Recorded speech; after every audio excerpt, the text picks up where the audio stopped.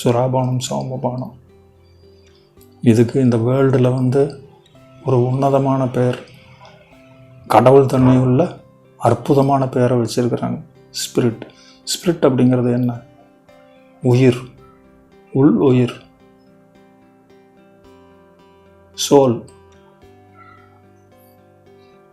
இந்த உயிரோட்டம் இந்த பிரபஞ்சம் ஃபுல்லாக நிறைஞ்சிருக்கு, நம்மளுக்குள்ளாரையும் நிறைஞ்சிருக்கு, எல்லா உயிர்களுக்குள்ளாரையும் நிறைஞ்சிருக்கு. என்னைக்கு நம்மளால் நம்மளுக்குள்ளார இருக்கக்கூடிய உயிரை, அந்த அற்புதமான உயிரை என்னைக்கு அடைய முடியுதோ அன்னைக்கு தான் நம்மளால் பல விஷயங்களை அனுபவிக்க முடியும். அதுக்கு தடையாக இருக்கிறது தான் மனசு, புத்தி, ஈகோ.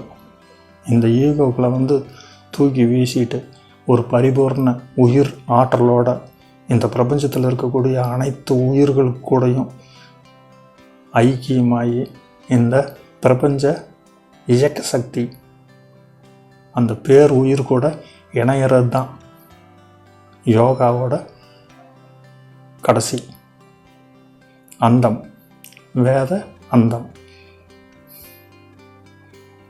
இதை சமஸ்கிருதத்தில் இல்லை கடவுள் சம்பந்தமாக என்னென்னமோ கலந்து சொல்லி நம்மளை குழப்பி ஏகப்பட்ட பிரச்சனைகளை கொண்டு வந்துட்டாங்க. இதுக்கு என்னென்னமோ பேரெல்லாம் வச்சுட்டாங்க.